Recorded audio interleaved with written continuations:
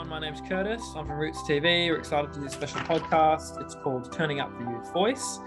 We put it out to our network, community network, to come up with what we should ask candidates for the upcoming federal election. Got a lot of responses, but we've narrowed it down to these 5 questions. So before I go any further, I'd like to acknowledge the traditional custodians of this land on which we meet today.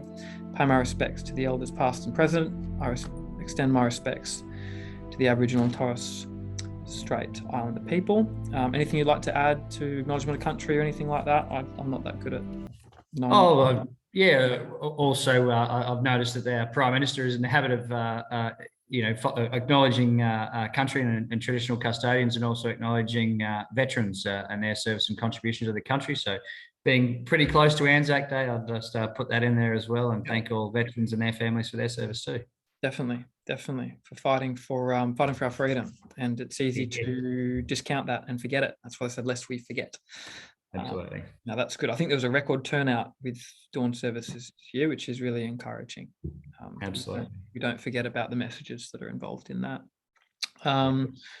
So, hi Vince, welcome to the special edition of Youth Voice. Before we start, I'd like you to introduce yourself and tell us who you are.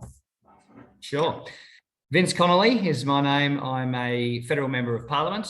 I've done 1 term now, which has been since the 2019 election, and thoroughly loving the job. The opportunity to serve our local community, sometimes on an individual basis when people have concerns or questions, and sometimes on the level of community groups, those who are helping others in our society. So it's a wonderful and rewarding job that I have, and the other element is obviously contributing to federal government and policy making as best we can. Perfect.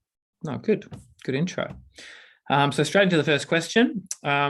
Your catchment, which is changing, but you're saying it's introducing to kind of more of a ethnic diverse range of people, which is something you're passionate about, which is really good. Various parts of the community, various people within various situations and backgrounds. How can we encourage young people, adults, perhaps people who have never voted before and never really got involved in the voting system, to raise awareness about the federal election or elections in general, and how to get them to go out and make an informed vote and get involved in that democratic process?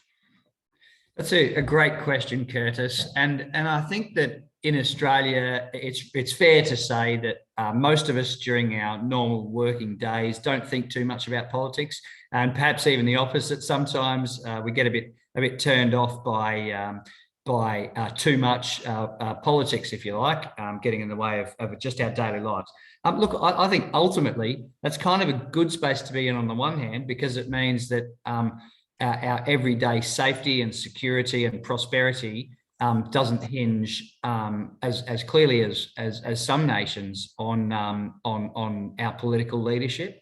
But there is also a risk that we take things for granted, and we only really have to look around the world. Certainly what's happening in Ukraine, equally what's happening in the Indo-Pacific with great power contestation. There are risks. The amount of cyber attacks that are occurring on Australian companies and businesses and even government has boomed in the last few years. It's a massive point of concern. Foreign interference has been experienced in our own Australian political system. These are all risks which we can counter through strong policy making and strong commitments, particularly as we seek to have a strong economy, not because we like pretty graphs, but because we know that a strong economy builds a strong country. So there's sort of some, I suppose, introductory comments on why I think people should get involved, and finally, so I can keep it short and we can go back and forth, I guess. When we sit down and think about it, politics actually does affect every day of our lives. It affects how much we right now pay at the petrol pump with the fuel excise cut that's in place. It affects the quality of the roads that we drive on. When we get sick, which we all sadly do, the quality of the hospitals that we go to visit, our education, pretty much everything. The 3 tiers of policy of our government have some hand in trying to shape as best we can. Yeah, nice. You mentioned foreign interference is something that's interesting. You've got these sort of different powers around the world, geopolitical powers, and then you've got various domestic and foreign commercial interests as well. I think a lot of people are sort of becoming conscious of the influence that has in a big way. It goes beyond just political donors, and you've got lobbyists and things like that. But there's also just power structures around the world that I think are shifting, making an impact. And it's something that I think people just kind of aren't aware of, or they think, oh, this is something for the government to take care of. And now's an interesting election to get involved in that and to find out what politicians think. And it's something where people might want to, politicians and individuals in social situations, they want to tread on eggshells, because it's a very, like, what do you think, and what do you think, and what's the policy on that? It probably doesn't go too deep in the general general sort of discussion and mass communications. Is there anything more you can speak to that about the Liberal Party, or your personal view on the state of things like that, and what you think the threats are, and what you think, perhaps the Liberal Party could do better over, and yourself as an individual could do better over perhaps the Labor Party, major sort of opposition, and other candidates, independents and other parties, that you think that you can identify, the parties identified, that you think you'd be in a stronger position to be able to handle. Yeah. So what I like to do is reflect sometimes on really the values that I hold as a person, and also the Liberal Party that I chose to join over 20 years ago. Check those values as well. And the reason why values are important is because it's actually the values that we hold which will shape how we behave and the decisions that we make, which ultimately are the pointy end of that decision cycle. So, personally, I some of the values I hold about the central importance of family. I try to be the best father I can. I don't always do an awesome job, but I try and be as good as I can. And sometimes I even need to lean on my family for support. And that's one of the beautiful things about family, is you really you're there for each other. So that's one of my big ones. Another one is love of country, and that's what joined. So what drove me to join the Australian Army straight out of high school, which was my first line of work for about a decade. And I'm serving now in a different way in national parliament, but that's really driven by love of country. And then the third of my personal values is, I believe that the strong and fortunate should support and assist those who may be less fortunate, and that can change over time as well. We've seen that at a national level. We've seen, and I've been personally involved on military operations overseas, where Australia has been a good friend in our region and in other parts of the world. But we see it at home as well, when people, for example, during COVID or bushfires or floods, muck in and help out their fellow Australian. So they're my sort of top three personal values.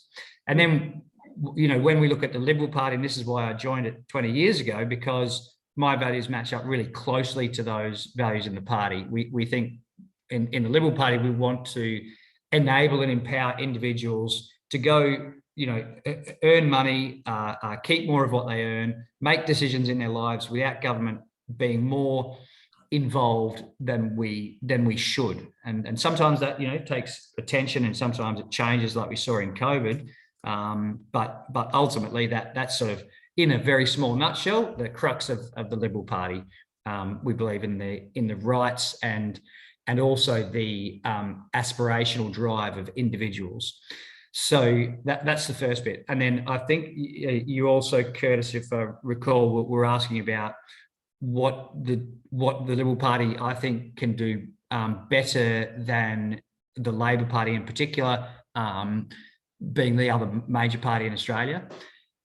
I think that there are two things that stand out for me. The first one is the coalition has demonstrated over my lifetime and other generations, as far as I can see, strong economic management. And as I touched on earlier, it's not about having pretty graphs, that we can all sit and admire. Economic strength in a nation is fundamental to underpinning our prosperity, which influences our whole way of life. the quality of life that we enjoy. I'm sure you and many of the viewers would have travelled to countries overseas. I've travelled a fair bit, with the military and also with business, and not a lot for pleasure. But you go to other countries. I've never seen a country that comes anywhere close to the incredible standard of living we've got. So that's one thing that I'm passionate about is that managing the economy and therefore our strength as a nation. And the second piece, and then I'll wrap up so we can keep moving. But the second piece is on national security and defence. Last time that Labor were in government, they cut the defence budget to the lowest level since pre-World War II, the year 1938, when it was 1.56% of GDP. By contrast, the coalition is investing in this next 10 years $270 billion. So we're growing the actual numbers of ADF personnel by about 30%, and we're buying additional equipment that frankly we need, because when we look at our defence strategy and how it seeks to match some of the risks in our region and in the globe, experts have determined that is an investment that is required. So yeah, they're the two things that I think are fundamentally different. I certainly could go on a lot more, but sort of in your hands. Don't want to take up too much time on the one topic. I'm happy to sit here for a long time. Honestly, it's more about you. I definitely want to get through the 5 questions, but I can go all night. It's more about you. So if you can actually, I'll just make one more point on that one then, Curtis. Yeah, definitely. Yeah. If you've got time to go till like 7 o'clock, then we can really get into it. Sure. Yeah. Well, look, the other point I want to make is this. I understand that political parties and their interrelationships are pretty complex, but then in some ways they're also very simple when we look at the fundamental strengths and the values of each of the major parties. And I've touched on coalition, I've touched on Labor. I just want to touch on the Greens now, and I'm going to pick on them specifically because I think a lot of people in our society look at the major parties and go, oh, either they're all selfish or self-interested, or they make bad decisions. So I'm going to vote for the Greens because it sounds like they like trees and environmental stuff. So I don't want to make too light of it because, as I said earlier, a lot of us don't pay much attention to politics. But I'm going to call the Greens out on something here because you don't have to dig too deep to look at what the Greens say and do when we look at our national defence and national security. And it's really abhorrent stuff. Like the Greens would tear up the deal that the Morrison government has just done with the US and the UK called AUKUS. And they would go as far as tearing up ANZUS, an alliance which has stood us in great stead for generations, and a partnership which is fundamental to our security, but also with a country like the US, who frankly we share our values with as well. So that's a real risk. And the final thing on this is that the Greens spokesperson for peace and disarmament, who is also a West Australian senator, he said very recently in this past week that anyone who criticises the deal, any Australian who criticises the deal between Solomon Islands and China, the Security Pact, is racist. The risk here is that the Greens, Labor would govern if they are successful at this next election at the whim of the Greens. So really, you'd be looking at a Labor Greens coalition. And I, having served in defence and wanting a good future for my own children and others, feel very passionate about people just understanding that if that's what they vote for, they have to understand what they will be getting is a Labor Greens alliance, which will drag Australia far away from the centre where we normally, I think, like to sit. Yeah, I think you're saying sort of drag us away from sort of alliance with the United States and further towards perhaps alliance with these more Eastern, China and things, which we do have our foot in both camps in a lot of different ways, politically, economically, with trade and things like that. And it is interesting. This is what I was alluding to before, how it's very interesting where we seem to want to sit. And you mentioned how we're very similar as far as our ideology and society goes, and governments with what the United States has. And then you mentioned the UK as well, and the pact we have with them. And that's been a very long-standing alliance over a long period of time. Yes. And yeah, this is sort of one of the more interesting parts of what's going on around the world for me, and what's happening politically for me. Yeah. And the whole idea of that, we're like a liberal representative democracy, free society, and that sort of thing. But that's the idea anyway. That's the message. And whether it is so much, where are we going with all these things, and what are we over a barrel with? Who are we in bed with, in that particular sense? And certainly Australia, we really do have our foot in all of these different camps in a whole bunch of different ways. And you think, is that can we just do that? Is that something that we can just do?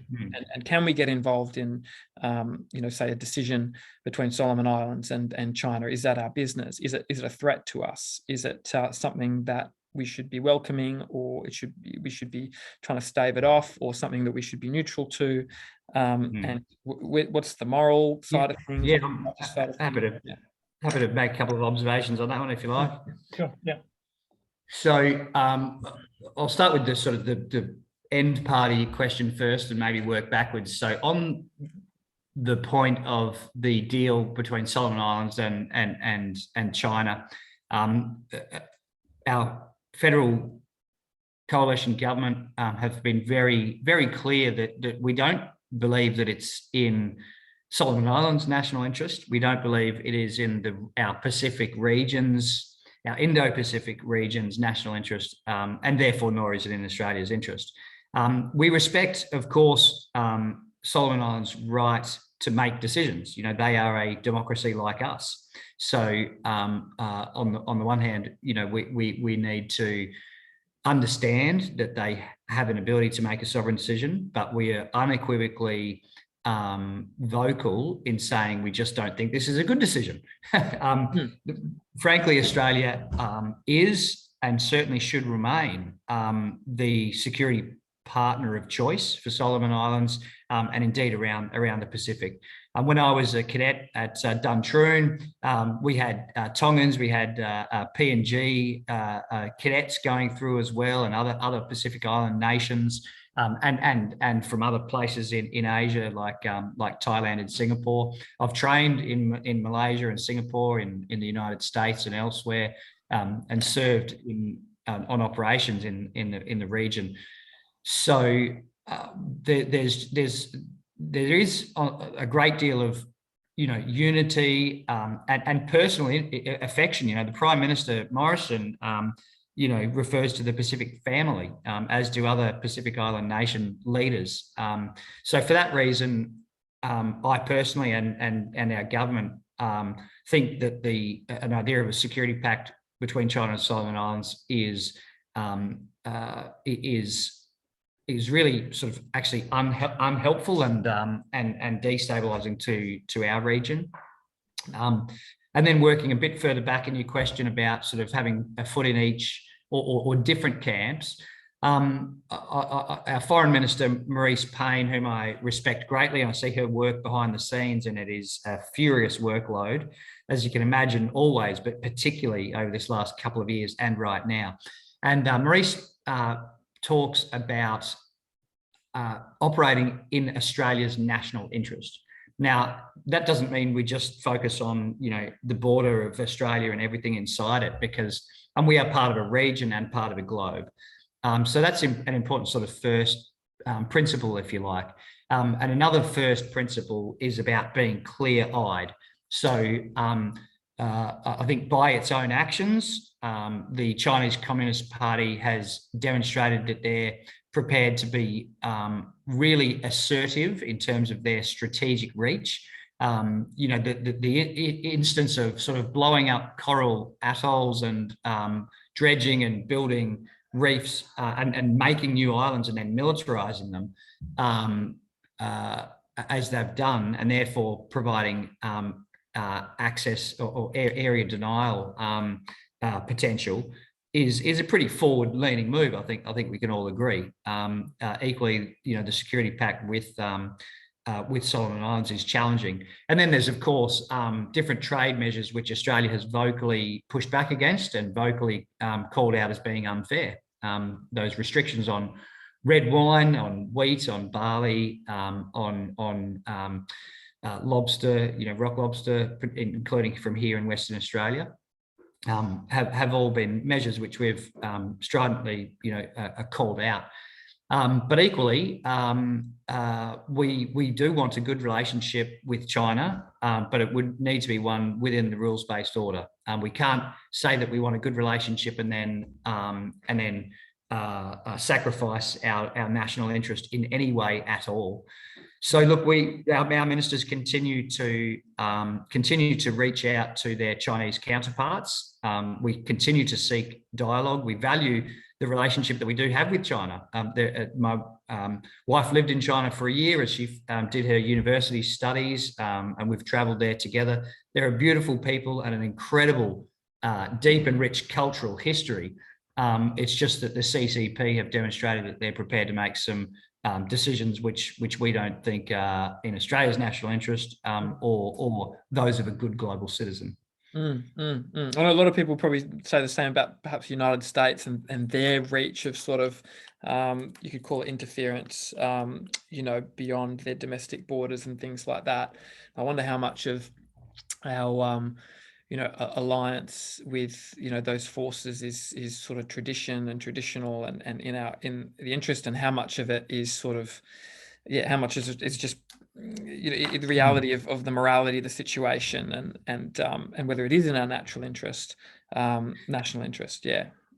But that's a really good point, and it just triggers something that I hear also reflected pretty often in some of the discourse, which is the concept of transparency.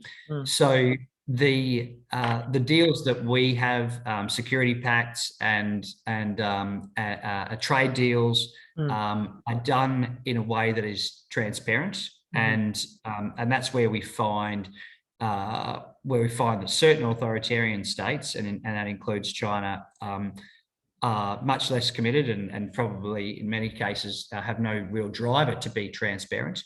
And that's again a big difference with our relationship with the United States when we look at the values that we share. So, and chief amongst those is the right of nations and people to remain free, and that's something that sadly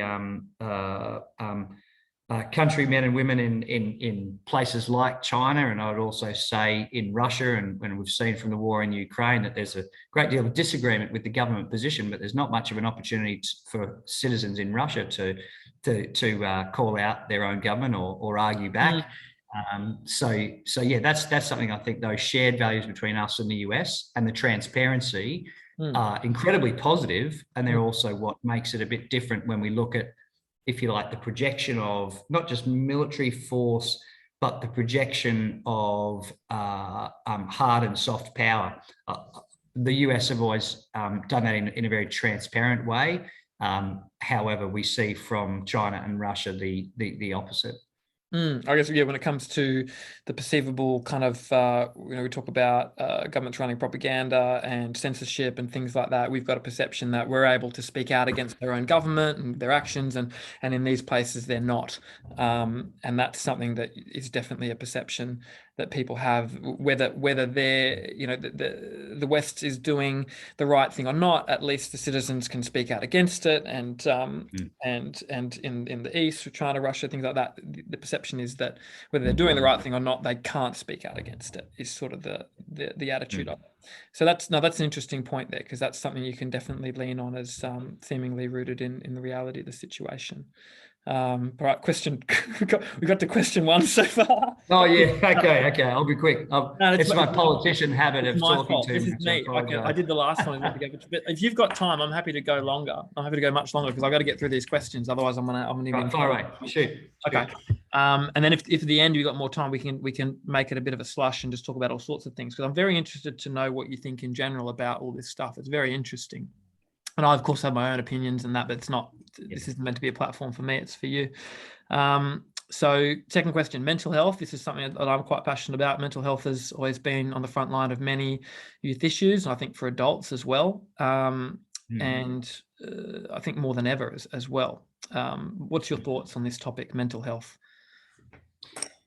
Look, the unfortunate reality is all of us, and I'm sure this includes all of your viewers, are touched by mental health challenges and suicide prevention in our social networks and almost always in our own direct families. So, you know, my experience is no different to that of other Australians. And to share a bit more, so my brother-in-law, Paul, he died by suicide a few years ago, and for my sister, Michelle, and for the whole family, and for Paul's family, you know, it's hard to sort of describe, but I think that many of your viewers who've been through these family situations just acknowledge the pain and the ongoing suffering that accompanies suicide in every single case. Mental health, I'll start with a positive, actually. In the last 2 decades, I reckon there's been a massive improvement in people's willingness to talk about mental health, their own mental health in particular. You know, not sort of sweeping it under the carpet, if you like. And it might get a bit noisy because it sounds like my wife's just gotten home, and my wife Peter doesn't mind me sharing this, but when we were both army officers, and you know, in our first careers, and when we had our second child and she was still a baby, my wife went to the medical doctor on base and said, "Hey doc, I'm feeling sad all of the time, and this is not right. This is not normal for me." She said, "I think I've got depression." And the doctor said, "Look, it's hard being a mum with 2 young kids in the army. I think you should just get out of the army." So probably not very good professional advice. You know, we know in mental health treatment that early intervention is incredibly important.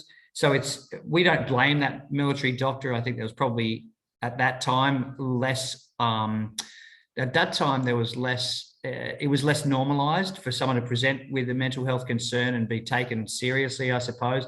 But it was a real shame because it meant that it wasn't until quite some years later when we were able to access the right sort of treatment. So look, that's a couple of examples where I just wanted to share that I think we're all touched by mental health challenges and suicide. What's the government doing about it? I suppose is an important lead-in question. Well, firstly, you know, to start with dollars, there's an extra $3.4 billion in the budget for mental health supports. And one of the things I think is kind of the best bit of that is there's over $60 million in quite flexible small grants for some of those individuals or very small organizations who are out there making a difference in people's lives, but are not large organizations who already have a cash flow or can apply for some of the more complex grants. I just think that's awesome. Government is also expanding the Headspace network, which provides ready access to mental health support, especially for our youth. Incredibly important. And then here in my own electorate, just over a week ago, I had the Health Minister, Greg Hunt, in town, and he announced funding for a new Head to Health Centre in Balga Mirrabooka area. And this is meeting, you know, sadly, it's meeting a massive gap, as I think we all know, in readiness of accessing services, even at really critical moments in people's lives.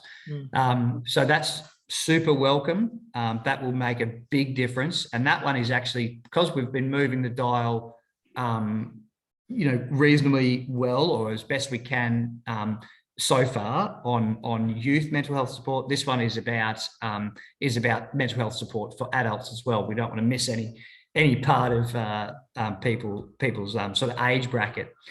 And then the final point is the Prime Minister has been very clear with us in Parliament, and he said he wants to move the dial on suicide prevention and mental health. Mhm. So he created a committee, a brand new committee called the Standing Committee on Mental Health and Suicide Prevention. And I'm one of just 5 coalition members. It's a bipartisan committee, and I'm one of 5 coalition members who he selected to be on that committee. And I was obviously pumped to be able to serve in that way. We've conducted a review and made recommendations, and there are some massive problems out there. We have to acknowledge that, and it's going to be a long journey. But I think one of the good things is that we're looking at different ways and methods to meet the demand, and that's why I made that example about, yes, we need some funding for large initiatives and large organizations, but we need to be flexible as well. What's working, whether it be in the space of supporting veterans, youth, people as they get older. We need to be flexible and open-minded about better ways of doing things. Yeah, nice. Yeah, it's such a multifaceted sort of issue, and I like how you mentioned about sort of like community organizations. It's not necessarily about psychologists and psychiatrists and giving people. It's also just you got addiction, and you've got things like even sporting clubs and other community groups that can get funding and engage people and create that genuine sort of human connection, which is the catalyst for making sure that people do stay engaged. I don't think it's like a case of you've got normal people and then you've got people with mental health problems. It's no one's this normal person, as much as we like to present ourselves like that. It's very much. I completely agree. Agree. Yeah. So I think that's a big part of it, is being able to not see it as an issue where it's like, oh, lifeline, suicide prevention, and these things start in interesting ways for everybody. And it cascades, and it's become more isolated. And it's not necessarily a case of just looking at it as it's a mental health problem. It's a real part of getting involved in the community and making sure that people feel like they do belong and they are connected. Without it getting to that point of the whole "Are you okay?" movement, which is good, but it sort of implies that I'm okay, but you're not, or something. And it's not so much like that. I think it's we don't want to be an isolating sort of thing. The reality of mental health is certainly that it's something that everybody is touched by. I think, especially in today's with what's been going on and everything like that. Absolutely. So all right, we'll keep going. Student debt, that was a big popular question that came up, and that's something that's reasonably controversial, I think, like anything, especially these days.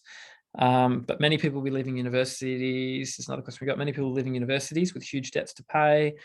You got high property values. It seems like many people, young people, will be going into adulthood in perpetual debt and student debt, renting for the rest of their lives. What's your thought on that phenomenon, and perhaps how, what's your thoughts there? Yeah. Thanks for that, Curtis. And I think there are many related points, but I might just pick on 2. The first one is about the sort of training and education that will best equip people for jobs, firstly, but also Australia for the future. I don't know, what you sort of experienced growing up, but when I was growing up, it was almost like if you went to uni, you were successful and smart, and if you didn't, then it was because you weren't smart enough to go to uni. So you went and did a trade or worked in hospitality or really any other sort of, if you like, non-professional sector. I think we only need to look at the sorts of jobs that are paying well and that are important links to where Australia's headed to know that not all jobs will require a university education. One of the things this coalition government is doing is commissioning dozens of ships, military and border force vessels. So even here in Henderson, with a great company, Austal, for example, are building 21 Guardian class patrol vessels, and they're being gifted to our Pacific Island neighbours to assist their own patrolling of their economic exclusion zones and their own regional security, and also that sort of fabric of regional security as well. Shipbuilding is going to take thousands and thousands of people in a whole range of different fields. Some of them will be university qualified, many will not. And those people are not yet there. Then we look at another competing source of work in WA, which is, of course, the mining and oil and gas sector. Now, the Chamber of Minerals and Energy estimate that by just 2025, which ain't that far away, that we're going to need an additional 40,000 people employed in mining and oil and gas, with much lower immigration, which went pretty much to zero during COVID. There's a big question mark over where are those people coming from. So that'd be the first point I'd make is, university education is not the only pathway. But while we're also on university education, obviously there are some support mechanisms there through that sort of HEX system, and government continues to invest in school and university places as we should, but also investing in traineeships and apprenticeships. So, for example, under the scheme that we've got in place for apprentices, if you hire an apprentice, then there's a subsidy via that policy of government paying 50% of their salary for the first year, and it tapers off over the next couple of years. But that's having huge success in getting people into traineeships and apprenticeships in areas that they're interested in working in and that Australia is going to need for the future. So yeah, I guess then, in closing that out, there are different jobs that are emerging, and rightly, government is responding in different and new ways, such as that apprenticeship program. That opens up a lot for me. I like the idea how you're saying that, and it's the same with when I was at school as well. It's like you got to do well in high school, year 11 and 12, and you got to go to university, otherwise, good. And Yeah. You can do all sorts of trades, high paying, they're needed in society. Australia's very much, compared to other countries, I feel not so much of a sort of class type society where we can, people can mix it. It's not like you got to have the doctors and the lawyers and the politicians hanging out together, and then the trades, plumbers and electricians over here. It's very much like a mix, blue collar and white collar, and everything like that. On the subject of student debt, though, I know there's other parties you're contending with, and they're talking about things like making university education free, which is something that has been the reality in the past, and then wiping student debt. What do you think about that specifically if we're talking about the subject of this debt? Yeah, sure. And I want to be careful, and I'll use an expression a friend of mine uses, that I want to be careful not to say more than I know.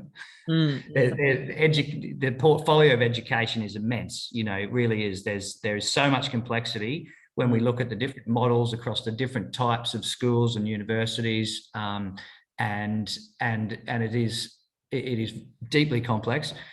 But what I will say is, I think that if we create additional pathways, and that people don't feel like they have to go to uni and study to be successful, that will go some way towards alleviating the root cause of the problem, which I think would be where students go to university but don't get a job that matches their skill sets and qualifications and where they want to be, and therefore they haven't got the salary coming in to pay off their debt. It's not a silver bullet, but it's part of the equation.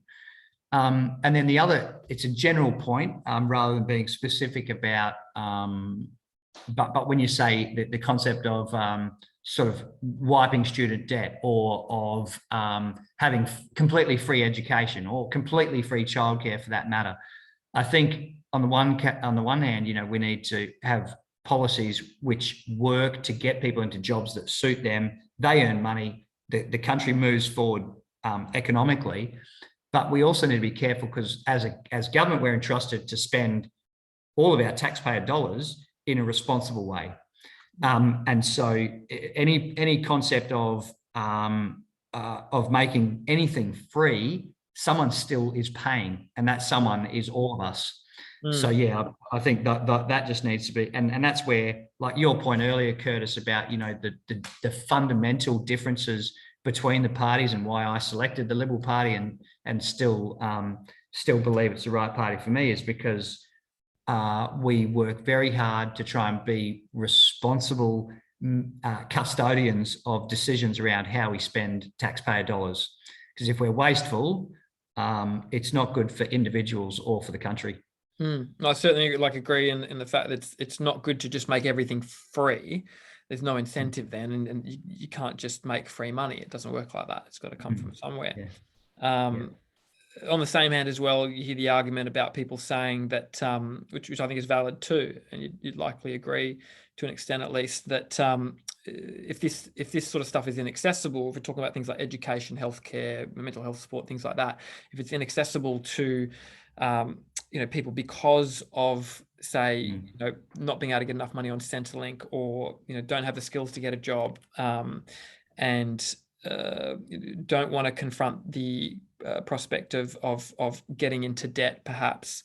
But if these things were free, it would enable a lot more people to be empowered, and you wouldn't have to be coming from this position where, say, your parents could support you in this fact of being able to maybe buy you a car and pay for the registration, and you're able to live at their house, and you don't have to work while you're doing education. You don't have to worry about the debt that's involved afterwards.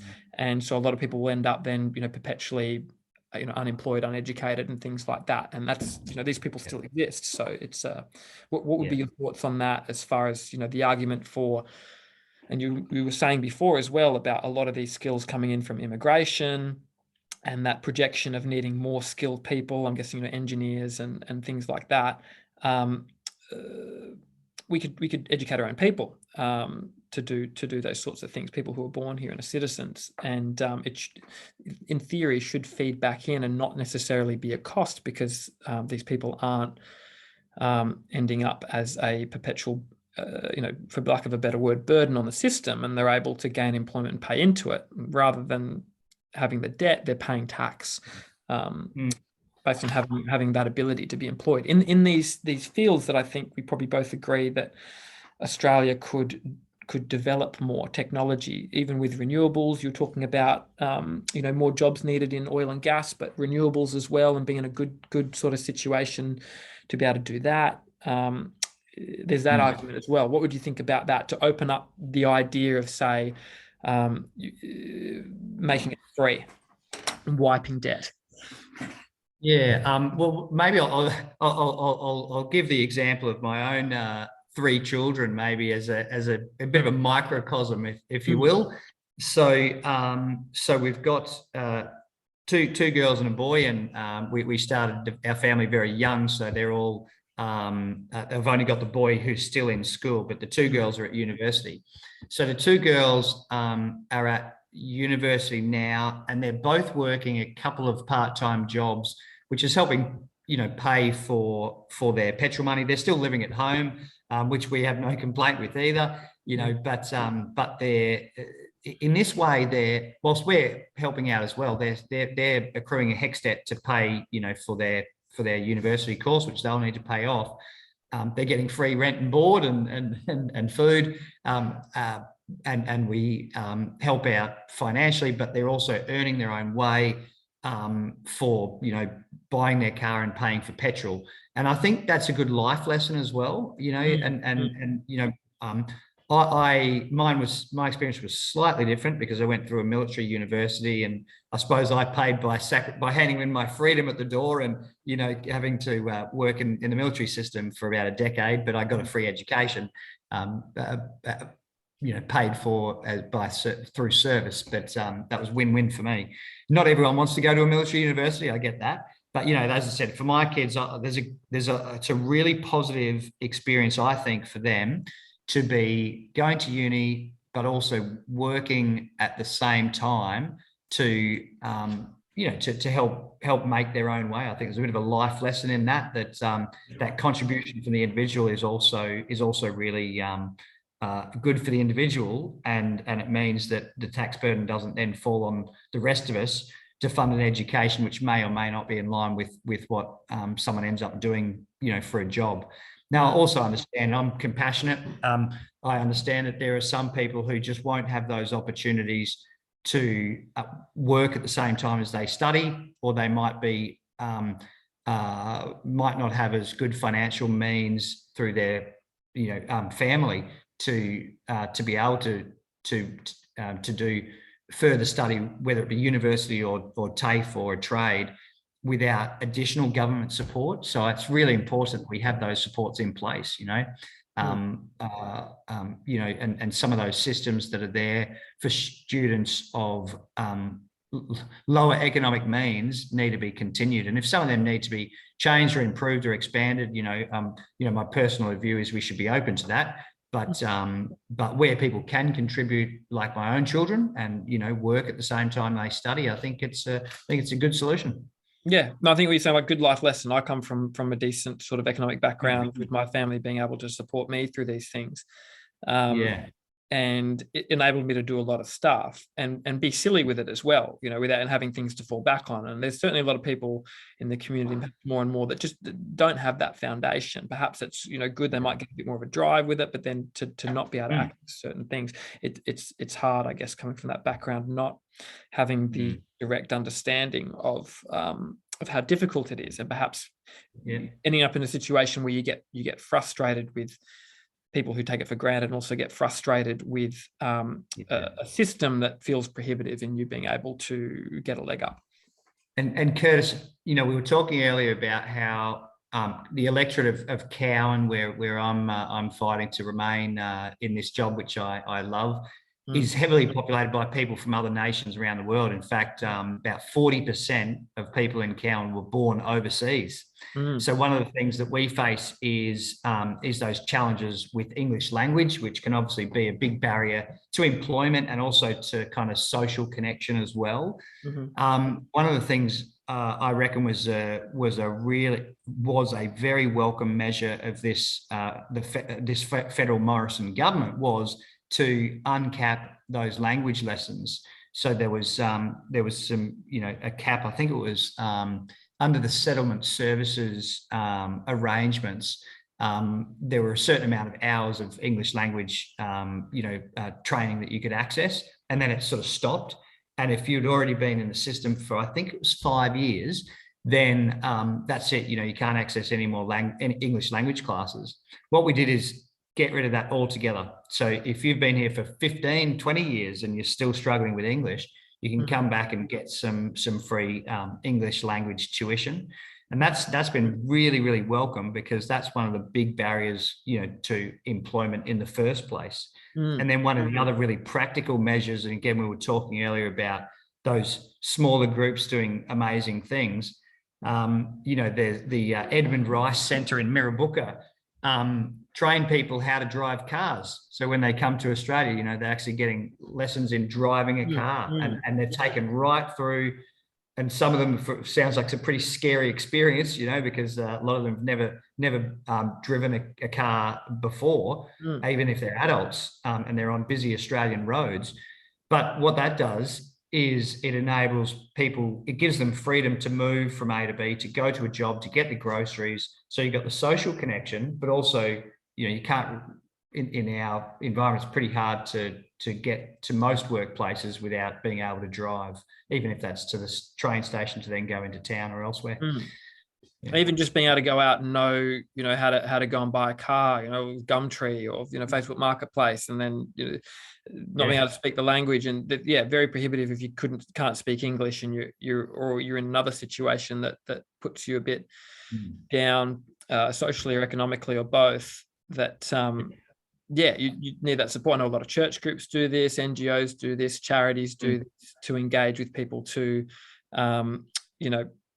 be able to not just be on their own, in a sense. It's not a case of the government providing these programs and this money, this free money. It's perhaps the government enabling and providing funding for these sorts of groups to be able to do these things. Bit difficult with church groups, bit different there, but with other sort of NGOs that are non-religiously affiliated and things like that, that can be funded to be able to help people, and it doesn't become a tax burden, doesn't become a burden on the rest of the community. You don't have to worry so much about other things. But it's good. I like your input there. Now this is an interesting question. I could talk about this stuff all day. I really could. It's all very interesting. This is one from a primary school student. How long is the planet going to last? I heard it was 12 years. Oh, wow. Well, can I just say, I'm concerned. Did you say 12-year-old school Well, child? this is from a primary school student. Okay. Asking Yeah. how long is the planet going to last. I heard it was 12 years. Now, I heard the other day that this 12-year thing, it's some sort of, I'm not sure who they are, but some sort of global body that does modeling and has predicted that we've got at the current rate of, what we're doing and where things are going 12 years before we're in like an extinction event type situation, which is debatable on where that would be. And I guess the proof will be in the pudding in the future. But yeah, it's a climate change environment type question. Got you. Yeah. I'm concerned and I'm saddened that our system of sharing information has led a primary school child to be fearful that the world in which they exist and their family and loved ones exist could come to an end in 12 years. And this is, please, obviously in no way a disparagement against the child who's raised the question. I'm pleased for the opportunity to have a bit of a chinwag about the environment, about Australia, about what's going on. It's an important discussion, but equally, probably maybe more important is that we protect the mental health of our children. And it's, I've seen it in schools. Obviously, I get around the whole community, and schools is a really good, important part of that. And also I've seen misinformation, which wouldn't be such a problem if it didn't lead very young children to be fearful for their own lives and their existence. And like I said, that of their families. I mean, that's really sad. And also, it just hasn't been the case that when people have predicted the world's going to end in a very short time frame, like 12 years, for example, it hasn't proven the case so far. But it's obviously not to say that we shouldn't continue taking measures to reduce our carbon footprint and to improve the environment in a whole range of different ways. So I might move there next, and say that, with a family of, with 3 children, obviously I'm also passionate about giving to them a wonderful environment, and we all surf and, use the ocean as well. So we want that to be a safe environment as well, and one that's not polluted with marine plastics, which is a massive issue, and one that the PM has taken a lot of steps to counter. So that's where I start from. Yep, and I think we can all agree we want to pass on a healthy planet. Australia has, as every country, a role to play in reducing our carbon footprint as a government, but also as a society. Which the two are connected here. We need to also have an environment where we don't just completely throw away opportunities for, say, manufacturing, for example, in Australia. And I'll tell you why. Because firstly, if we don't have economic strength, and I touched on this at the very start, I don't want to repeat too much, but without a strong economy, we don't have the ability to deliver essential services like health and education, defence, pretty much every benefit that we enjoy as a society. So we need to be responsible in the transition to a lower carbon future. And this is where the journey we're on as Australians is actually world leading. Matthias Cormann, a former colleague of mine, was a senator for Western Australia and the finance minister. He's now the head of the Organisation of Economic Cooperation and Development, the OECD. A pretty good thing for Australia because that's an important grouping. But when he went for that job, he took around a spreadsheet and he took that around to the other world leaders, and it had performance of what the country has said it's going to do to reduce carbon emissions and better our environment, and then their actual performance. And the reality is that Australia was all green. You know, we've been doing what we've said we're going to do. Other nations are either not committing to carbon reduction or not meeting those commitments by a massive margin. So we made a commitment to the Kyoto Protocol, and we beat that target by over 400,000 tonnes of CO2 equivalent emissions. We've made a commitment under the Paris Agreement for a reduction on carbon equivalent emissions of between 26 and 28% by 2030. And we're on track to beat that and go right up to somewhere between 30 and 35% reduction of carbon emissions. And in the last 20 years, we've already cut 20% of emissions. So those figures are important. Sorry to rattle off a lot of numbers, but they're important because Australia is absolutely moving forward and pulling its weight when it comes to carbon reduction. And that's incredibly important. Another point to note is that we contribute 1.5% of carbon equivalent output at a global level. So I'm not trying to say we don't need to lead by example and do our bit. I would say we are leading by example and doing our bit. The pressure should be placed on those countries who are emitting vastly greater amounts of carbon equivalent emissions than ourselves. So China, for example, has put on in the last 12 months more coal-fired power than the rest of the whole world put together has reduced by. So these sort of figures are pretty sobering, and that would be where I would sort of leave it or start wrapping up. Is I am very defensive of this federal government's record on moving towards a lower carbon footprint. We have a pathway towards net zero by 2050 that we know is achievable because we've been meeting and beating all of our other targets. Yeah. So that's probably the first point. Is it is important to defend our record because we should be proud of it. And when we're saying Australia is not doing enough, you know, it's just not true. And if we push incredibly faster and harder, then we won't be driving cars or making things in Australia. We won't have an economy, and it will weaken prosperity, weaken standard of living, and actually weaken national security and defence, because you've got to have money to pay for the sorts of things we need in defence and national security. There's a lot of interesting stuff there, because but you mentioned how China has been doing more coal-fired power plants. I wonder if that, like, is that our coal that we're sending them, or is that some of it is, yeah. And there. I mean, you touched much earlier as well on you know, the opportunities in renewables, and of course you know, their renewables are good and an important part of the energy mix. But I say an important part of the energy mix. So at the moment, for example, and one of the companies I worked with was an oil and gas company. And you know, natural gas, when it's used to generate energy, emits half the amount of carbon emissions than coal. So as we transition to lower carbon, we really should be open to how do we make the transition rather than sort of step off a cliff with no preparation and incredibly hard and uncomfortable landing. And the other point, just to throw in there, I know we could go on this for a long time, but you know, Australia has a prohibition on nuclear energy.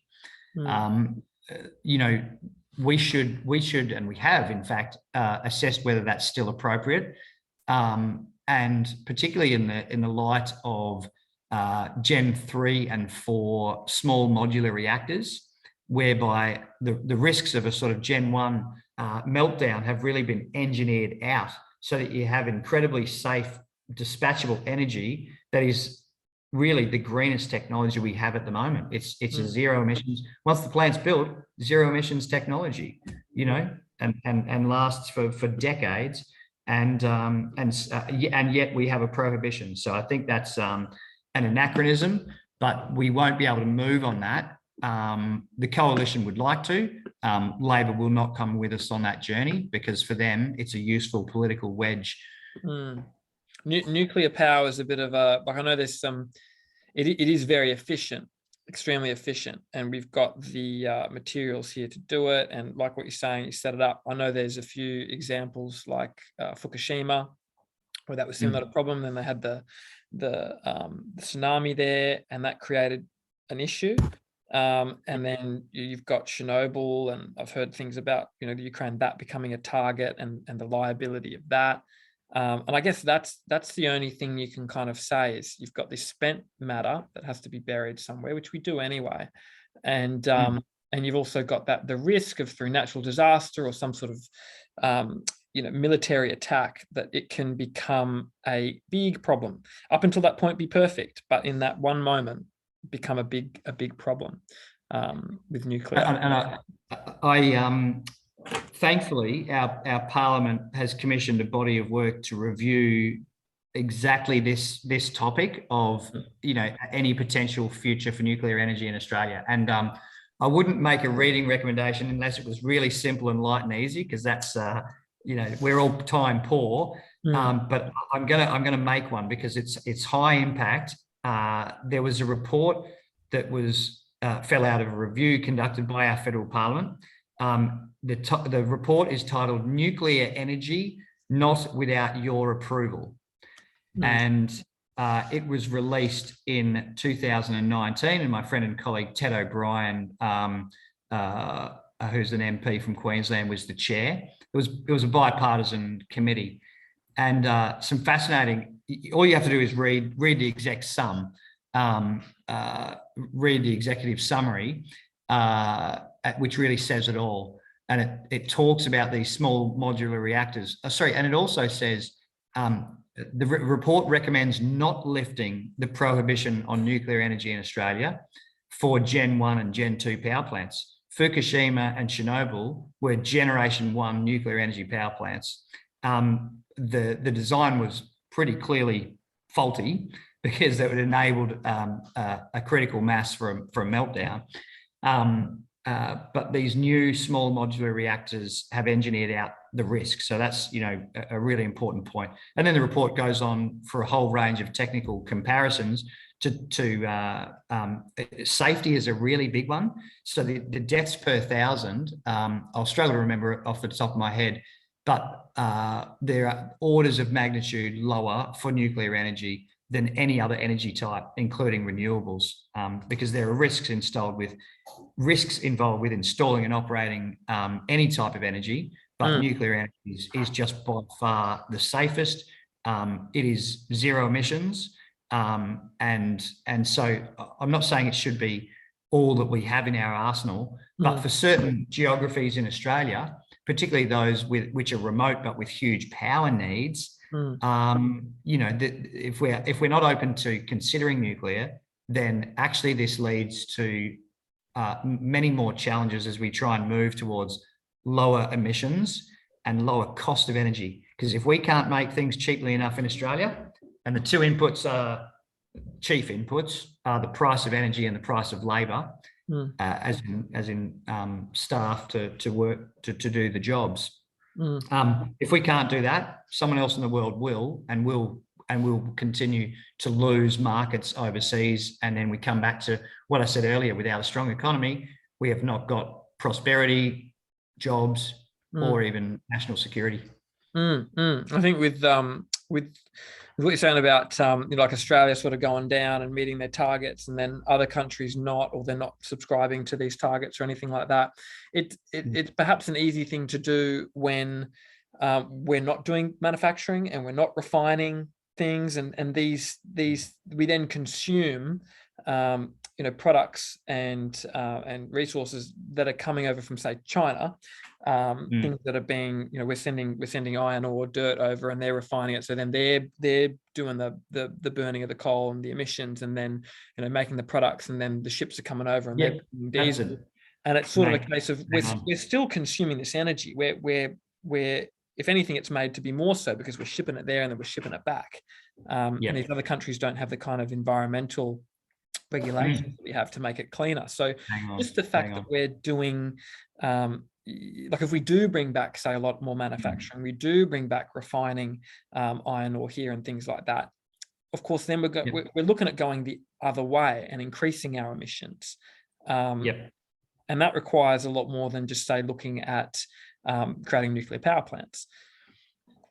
Well, probably a slight correction just in terminology, where we would be looking at increasing our energy consumption, yes. Increasing emissions, most likely, but not necessarily. And keeping, but your point, it was an excellent one about if we are not using energy to manufacture, we know we know that that most other countries, particularly in the developing world, and in China, who are in the developed world now, will do a heck of a worse job of it, with a great deal more pollution, and also with sources of labour which are also unethical, which we know a great deal about.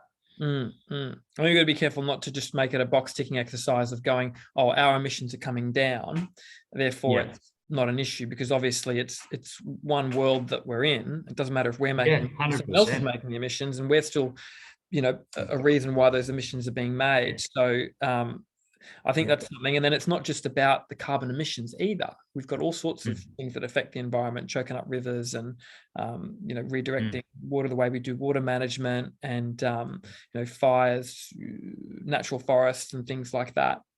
I think the environment plays a lot more into this simple argument of emissions and whether they're coming out of somewhere contained within our border as well. So it's a very big it is going on there. It is. And for me, the argument comes, like the way that I like to look at it is, we're drinking the water and we're eating the food and we're living in these places, we're breathing the air, and that's more my focus. It's not about whether the world's going to end in 12 years and whether that's rational or reasonable or not. It's more about we live in this environment now, and we like to be in nature, and we don't want to be worrying about what's in this water. I know you go down to the Swan River and they've got signs up at the moment saying don't eat the fish guts or the crabs or anything, because you've got these this toxic algae in there, and then you've got all these mosquitoes and the water's gone stagnant. And that's got nothing to do with carbon emissions. It's got to do with other things in the environment that we've bent and broken, perhaps, that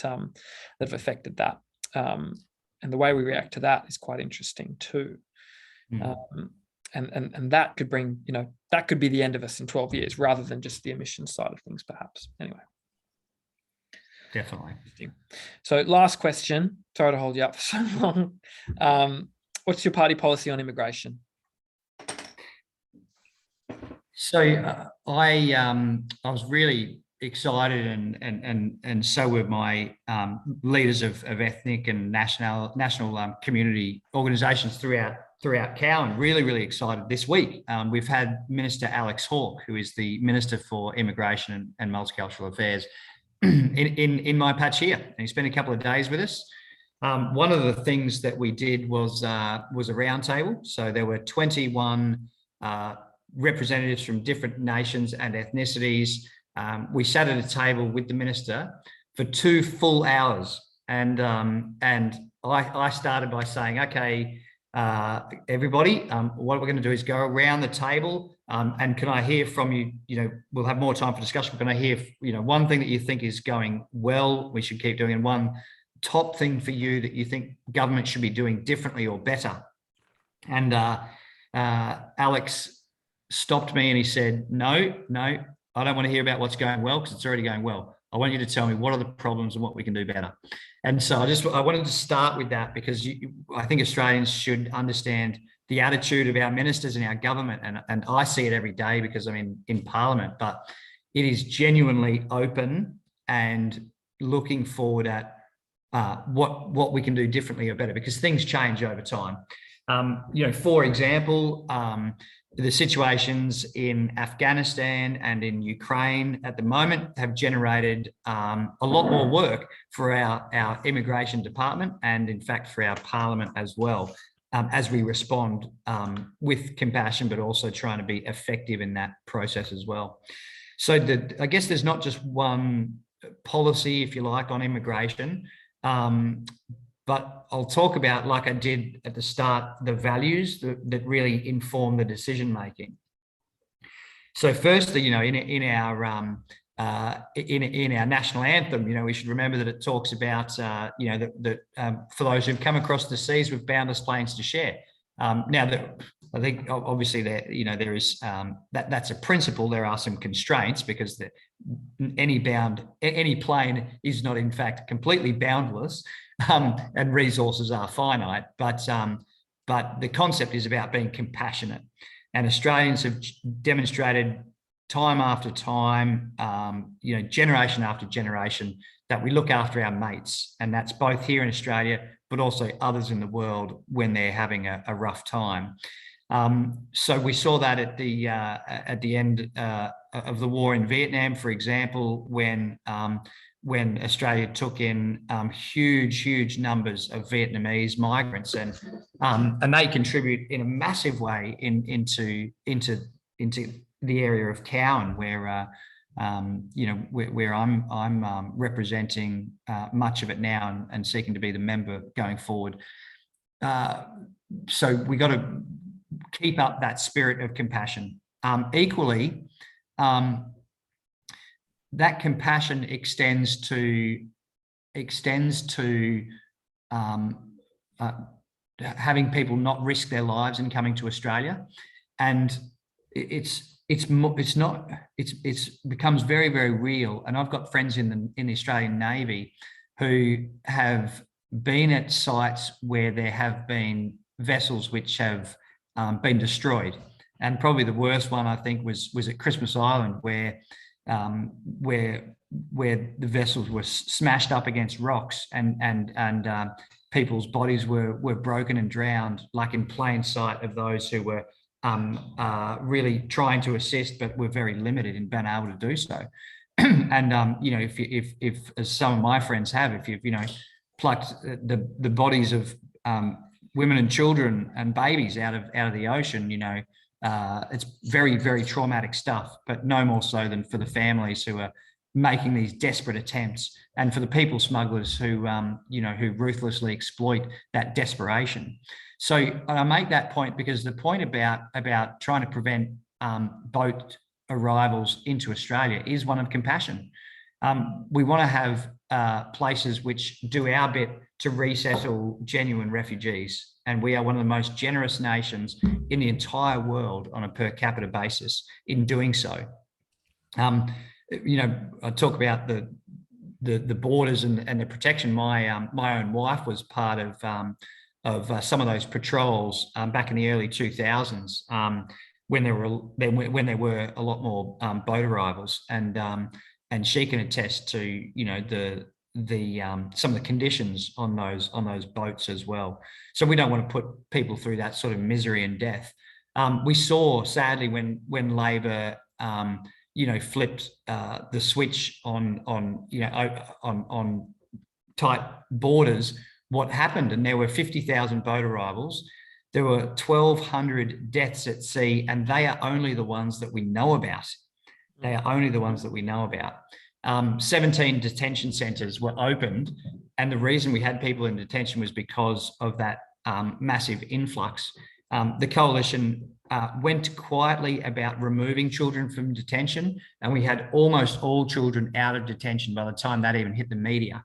Because, you know, and I make that point because sometimes coalition government is accused of being of lacking compassion, but I hope that in those examples that I've shared, that I can try and make the point that we are driven by compassion, and we also try and balance that with a system of fairness. So there are many places for both refugees, so humanitarian visas, but also a whole range of other visa types. And I work very hard as a parliamentarian to keep those systems moving. And where there are bureaucratic bungles or hurdles, me and my team almost every day are helping that flow of immigration, because we need it into Australia. We just don't want people risking or losing their lives in an attempt to get here. Yeah, definitely, because that's something that was very politicised going back not long ago. I know the John Howard with the children overboard thing, and that's a touchy sort of subject in how that was made out to be, and probably wouldn't have gone that way in modern times. But there's that thing of, how much of it is, of immigration is humanitarian, how much of it is economic, as far as, what we're up to. And I guess, yeah, it's interesting. And you mentioned detention centres. There's a lot of controversy around detention centres, and the way that, people are there for, perhaps an indefinite period. And you mentioned how the LNP sort of quietly got all children out of detention centres, and it's something where they were there under other governments and things like that. And also look at things like people coming, say, by boat and other means, especially by boat, out of seeming desperation, or they've been sold some sort of promise, perhaps. But certainly, you'd think if you put yourself in that position and your family in that position, you'd be absolutely desperate. And I wonder how much of that comes down to sort of military and economic action that's been done by us and our allies in places like the Middle East and things like that. I know that a while ago we got a lot of immigrants from places like Iraq, and I deal with that in the business that I'm in. A lot of Iraqi immigrants that are barbers. Seems like a lot of barbers from Iraq, and they set up a lot of barber shops and things like that. And I've had very pleasant experiences with these people, and where they've come from, with sort of going from a place where it was, perhaps not the greatest, with the government that was in power and different things like that, and the way society was being run, but then it being totally flipped on its head, and them having to flee, and family members and friends dying and everything like that, and going from one sort of camp to another camp, a very sort of dangerous and horrific situation, eventually making their way to Australia. And sort of thinking like, they're sort of in two camps about this. Of, Australia was part of sort of creating this situation, but also Australia's given me refuge and a second opportunity. It's and it's interesting. It's very interesting how there's no kind of real, like with most things, there's no kind of definitive like right and wrong in all of this. And of course, to create a situation where we just go, let's just be super humanitarian, anybody who wants to come in can come in, you'll of course have all sorts of problems.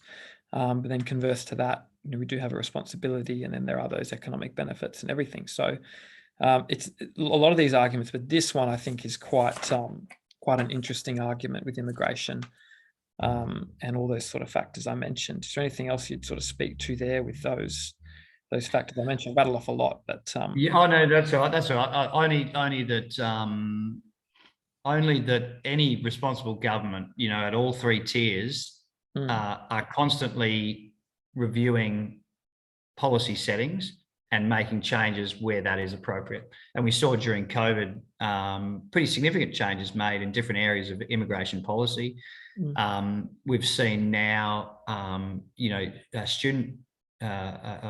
visitor visas being issued for free because we need people coming back into Australia. We've always relied on immigration to be successful and to grow and prosper as a nation. So that would be just my final point is, immigration policy, as with all policies, is something we are always reviewing. I pass feedback at least every week to a federal government minister, colleague of mine, in different portfolios, because recommendations come through to me to say, hey, Vince, this is my experience. It seems to me that this bit of the policy could be changed and improved. And I get those recommendations through. And I have witnessed, even in just 3 years, which has been my first term of being in Parliament, many of those circumstances have led to changes. Sometimes it isn't instant, but I've been really encouraged by being able to influence change, which is part of that continuous improvement role of any government. Yeah, nice, good stuff. Something I think we've mentioned COVID a few times throughout, and we'll wrap this up really soon. Thanks so much for sticking around. I really appreciate it. We've gone way over time. Yeah, let's notice that. Yeah, very much. It's an engaging conversation, Curtis. I'm enjoying it. But what I like. I could go all night if you let me, but no, I won't do that to you. I've got other things to. My girlfriend's at home, and she's probably there going, "We said to be back." Because I'm just over at the business doing this, so I can tap into the good Wi-Fi, the good internet, NBN to the door. Actually, that's something. The NBN. I know Labor did the NBN, and then Liberal came in and they went, "No, we're not going to do fibre to the door now." We were very lucky where we are I think because Curtin Uni wanted to do NBN to the door, because they have their big network data centers in mining and things like that. So we managed to get it being in Burswood. But I've been in other places and lived in other places where it's piggybacked off the existing copper network or the coaxial network with Foxtel, and we've got like IP phones going and all that different stuff is in the cloud. There's just no way that we could conduct business the way that we do here with all that infrastructure and the bandwidth we've got, with the technology that the Liberal Party brought in, taking it away from being fibre to digital with everybody. So that's an interesting point. I don't know if you got any opinions on that really quick, because I know that. Yeah. Because Labor would have seen it go to the door for everyone, and Liberal put a pin in that and utilised existing infrastructure, which I think might have ended up more expensive anyway. Yeah, we're probably getting to that point where I'm at risk of saying more than I know. Yeah, that's fair enough. Yeah, and I say that, and I try and work hard every day to get across the very important topics that matter to our nation, and certainly communications infrastructure is absolutely one of them. But what I try and do, and also because I wasn't, excuse me, because I wasn't in Parliament for all of those lengthy deliberations, it's a bit difficult for me, to make any reasoned comment on them. But what I'm focused on, and I think as a government we should be focused on, is, there was heaps of political argy-bargy. We ended up with what we've got, which is NBN in its current form. As always, there's also future communication network, emerging technologies and opportunities. So I'm just focused on getting the most out of what we've got. And that's kind of often that's an individual proposition. So, I've trying to solve dead patches which might exist in some areas of my community, and get the best from NBN that we can, and then look forward to making whatever future decisions we need to, because as technology never goes backwards; it goes forwards at a rapid rate. So I think that's becomes redundant the second that you implement it. Almost. It does, yeah. This is my business. It's absolutely miserable. I hate technology, but I love technology. But implementing it and integrating it is very difficult. There's two more things if you've got time. Sure. So something that we haven't mentioned much, like COVID's popped up a few times. The situation with COVID over the past 2 years.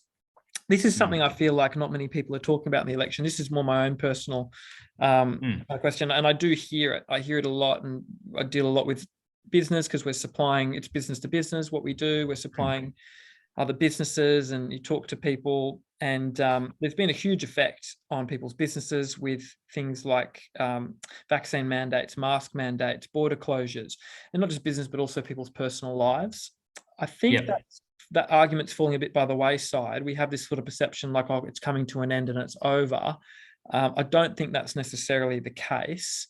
And I'm just wondering, with this election and thinking of what's on the other side of that, with things like vaccine mandates, mask mandates, border closures and restrictions and things like that, what's to your perception, the right thing to do there, given that we are meant to be in a free society, but also we do want to take care of vulnerable people in the community. How is that to be managed, to your perception, the perception of the party? I'm very glad for the question, because it lets me touch on a really important underlying principle that I think gets missed sometimes, including by governments. And the important point is that of risk management. So when I left the regular army, I worked for over a decade in mining and oil and gas, and I worked in risk and crisis management and business continuity. So basically planning for stuff to go wrong, and trying to mitigate risks, either preemptively or mitigating controls when something went badly. So, I've got a bit of experience in managing risk and helping companies to do exactly that. So the way I look at it is that any risk control should match what the risk actually is. And this is no different when we're looking at at restrictions relating to a pandemic or any other risk in Australia. So some controls were absolutely appropriate. You know, when this pandemic kicked off, Australia was 2 weeks ahead of the World Health Organization in declaring it a pandemic and in closing our international border, initially to China, then to Italy, then progressively other countries, and then to the whole world. That helped keep Australia safe. Part of the reason we were able to, manage on a more reasonable sort of time frame was because we bought ourselves time at the front end, so we didn't have these massive spikes in cases that we saw in other countries. So closing the borders was one important decision that was taken at that point in time. Now, by comparison, if our international border was still closed, it'd be a pretty strong argument to say, well, we've caused ourselves such immense economic harm and social disconnection from people being able to travel because we're part of a globe. Is that damage really worth the reward of not having COVID in our country? So this is where I guess mandates for vaccinations is relevant. So National Cabinet was formed, and I think that the PM was I think it was a really strategically sensible thing to do, to form National Cabinet. It has never been done before, but it was good because it got the PM and the state and territory premiers and chief ministers around a table to discuss how we're going to manage this crisis. Of course, it wasn't perfect, like any structure isn't, but it was really useful. And what National Cabinet agreed is that vaccination mandates should be in place for two things. One is frontline health workers, where, particularly at the height of pandemic, you've got people dealing with infected patients. It's pretty sensible, I think, from a risk management perspective, to be vaccinated. And the second was aged care, where again, you're dealing with a population who are vulnerable, particularly in dementia wards, and I've visited many in Cowan, where there's really challenging circumstances and the spread of disease is difficult to control. So that was it. That was what National Cabinet agreed. Prime Minister Morrison was pretty clear, and I think unequivocal, really, in saying that he does not support vaccination mandates across the board outside of those two areas. And that's a risk-based decision. However, in our own state of Western Australia, we saw an almost across-the-board mandate. Now, a couple of points. Firstly, Australians are one of the most highly vaccinated countries in the world. Our vaccination rate for under 5-year-olds for those jabs that you get when you're a child is around 95%. So, we're not averse to helping protect ourselves and our loved ones and others in society. So that's one point. The other is on that point about, when a risk control has run its course. And I was with a chap today who was saying to me, he's in a really hard position. He had his 2 kids with him. We met out in a park along with others, a bit of sort of community engagement, and he was really struggling because he'd lost his job because he had a very bad reaction to a vaccine when he was a child, and was afraid of triggering seizures, but he hasn't been able to get an exemption, and his job is as a truck driver. So he said, I can't afford to be on the road and have a seizure and wipe someone out. And so he isn't vaccinated, so he can't work. Now, I think I said to him, mate, I explained what I just did about National Cabinet and what they determined. And I said, just don't forget that it is your state Labor government who have brought in these vaccine mandates. And I said, you need to raise this with your local MP, who is almost certainly Labor, because there are only 2 Liberal MPs in the lower house. I said, you need to raise this with your state Labor government member of Parliament and keep being a squeaky wheel until you listen to, because it's all about, as I said, managing risk. And when very close to 100% of us are already vaccinated in our society, and when in WA where I wouldn't say the wave has moved through, but we've had we've had, you know, our wave, if you like, of COVID come through. I think that the state Labor government should be carefully considering when is the appropriate time to adjust those rules. Because I think, I mean, this is another thing we could talk all day about as well. But I think that there's something that's interesting for me is we were talking earlier about you know, these countries where, you know, you're not able to sort of speak out and act out against the government seemingly, or, you know, you get taken away, and that we're not that, and that's a good thing about us. And I wonder, like, is there in your mind, or in the mind of the Liberal Party, you know, there are Liberal states in power that have enforced this sort of stuff, and it's interesting how it's sort of, you know, all the states do this, and the federal government has nothing to do with it, and the legitimacy of that as well. But I wonder, you know, in a society like ours, is there like a hard line where you go, we do not cross this line as far as, you know, the freedom of society versus control of society over the government, your right to, you know, freedom of movement, and whether you can work and whether you can enter this premises or not, you know, having to provide proof of this and proof of that, and wear a mask. Is there, and obviously we're at risk of future pandemics, and this one's still obviously not over.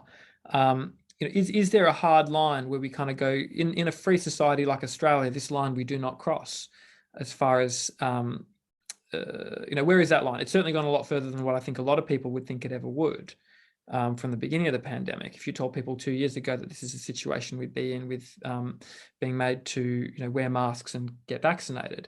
And like you said, in the past, Australia's been very good with uptaking vaccines without any mandatory requirement. And I wonder why that wasn't sort of allowed. But yeah, is in your perception, of the perception of the Liberal Party, there is a hard line where we do not cross this in a free society, regardless of the circumstances, when it comes to, you know, do we rely on a free society to make their own decisions, or do we say that you don't know what's best for you, and the government's going to decide what you must do? Well, I'm not sure if you meant this stroke of brilliance on your behalf, Curtis, but I think you've given me a gift of a segue right back to where we kind of began this conversation, and it's timely, as you said. Otherwise, you'll be in strife with your girlfriend if we go for too much longer. But my answer to that question, is there a point or points beyond which we wouldn't cross a red line where our freedoms are so subverted by state or national rules that we can't tolerate it as a society? And I reckon that it comes back to the question that you were asking at the very beginning, which is, why should people be engaged in the political process? You know, why should we consider how we're voting? Why should we think about what our party's fundamental values are that then determine the policies that they put in place, which impact us all? And I reckon that's really where it comes back to, because it's like that gentleman I was chatting to in the park today with the 2 young kids who hasn't got a job. You know, I told him he needs to get on the phone, he needs to get on the email, he needs to go and visit his MP. And this was a completely reasonable dude with a well-founded concern for his health, because he'd had a reaction previously. It is no, there's not one line that I could articulate, but it's about the process of people being engaged and making their own voices heard in the political process. You know, outside of an election, still going and seeing their MP and saying, well, hopefully sometimes here's what I think's working well. And things like JobKeeper were highly commended, and still people in my area thank the government for keeping their businesses afloat and their people employed. But sometimes things need to be challenged, and it's the role of every citizen to speak up and to vote accordingly as well, to, on the one hand, reward things they think have been done well, but also to elect the people and the government who they think is best for the future. Yeah. So you'd say, you know, put that in the hands of the people, go out and stand up and get involved in the political process, get involved in government, get involved in going out to vote, and let the way you feel speak in that sense. Yep, and do so. And also, and I like your point, you know, yes, go out and use your voice and vote, but also, like we've done today, explore what are the facts, what is the situation, and what are the genuine policy positions, and you know, spend some time in considering that before deciding how to vote, rather than, you know, just vote on a feeling, which might not be very deeply informed. Yeah, it's very much these political. It's the black and white. You know, this person's going to ruin your life type situation. Perhaps, you know, dig a bit deeper than that. Yeah. All right. Sure. Awesome. Well, thank you, Viz. Is there anything else you'd like to add before we wrap it up? On, you know, anything you'd like to Roots TV viewers? Anything you'd like to communicate to them before this election on behalf of yourself, the Liberal Party?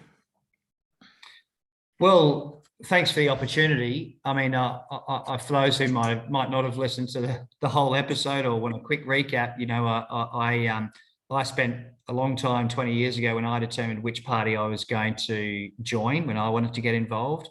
And I still think, and I still encourage people to have a look at the Liberal Party values, because that is really what drives all of our decision making and the policies that we'll continue to put in place. And if people want to contact me and have a chat about my values and those of the Liberal Party, I'm always incredibly happy to do so, and also to talk about why I think that they are best. You know, I don't just like the colour blue. You know, I challenge and I think about these things, and I do like the colour blue, by the way.